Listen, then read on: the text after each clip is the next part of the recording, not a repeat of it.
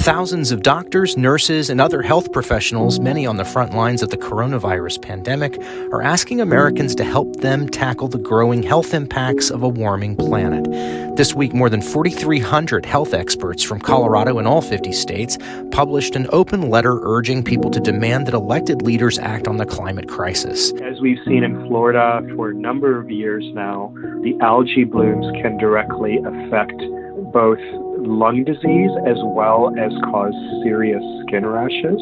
Bansal and others want elected leaders at all levels to prioritize urgent climate action to protect public health. It also affects them financially and then their mental health. That's the big thing that a lot of people don't talk about is mental health from all of the effects of climate change.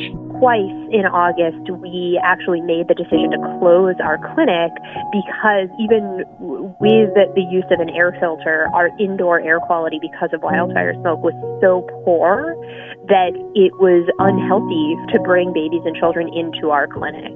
With warmer temperatures, we're seeing an increase in the amount of pollen and other allergens that are in the air. So we're seeing a significant spike in children who are suffering from seasonal allergies. Healthcare workers are seeing the damage firsthand and points to research showing that women of color are bearing the brunt of negative reproductive health impacts linked to climate change. Because they're so disproportionately exposed to poor air quality and hotter temperatures. These women are experiencing lower birth weights, more stillbirths, and more premature births. The letter from health professionals calls for elected officials to prioritize policies to protect health, including speeding up the transition away from climate-polluting fossil fuels, and for the American electorate to hold them accountable. There's ever-increasing severity of weather changes causing flooding, which is decreasing crop yields, and depression and suicide. The authors predict the Midwest will see the biggest spike in premature deaths related to rising temperatures linked to climate change. And while polls show more people, including younger conservatives, acknowledging the impact of a warming climate, many candidates still express support for the oil industry.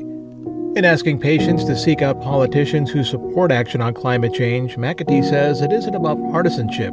He calls this a human issue. Just like COVID, it's affecting us all, whether we're Republicans or Democrats or independents.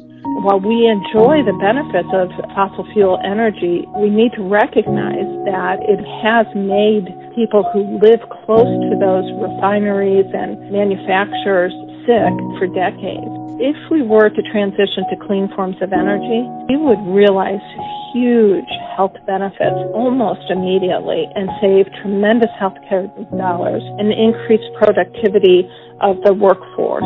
So this is such a win-win. A lot of the young people that I'm working with as a psychiatrist are wondering whether they should think about having children or not. They're going to be raising them on a planet that isn't sustainable for human habitation. We hear a lot of anxiety and depression coming from those sorts of worries. Everybody can make a difference. If you would please all call your senators and your congressmen and let them know that this is an issue that needs to be addressed pretty quickly. In 2016, nearly 5,000 North Carolinians visited the emergency department for heat-related illness, a 43% increase from previous years. One of the main things that we see is a lot of asthma and allergies, especially in kids. We see a lot of asthma attacks because of air pollution. Lee notes that a healthier future is possible, but it will take public pressure on those who set the policies to make that happen. And that's what this campaign is asking the public to do. Hold them accountable and say, what are you doing to help with the climate crisis? What are you doing to help invest in new clean energy solutions? She adds that investing in clean energy is not only vital to protecting from the health impacts of climate change, but can help rebuild an economy shattered by the COVID pandemic. Voting for climate action priorities is a vote to protect children's health, elderly health, everybody's health.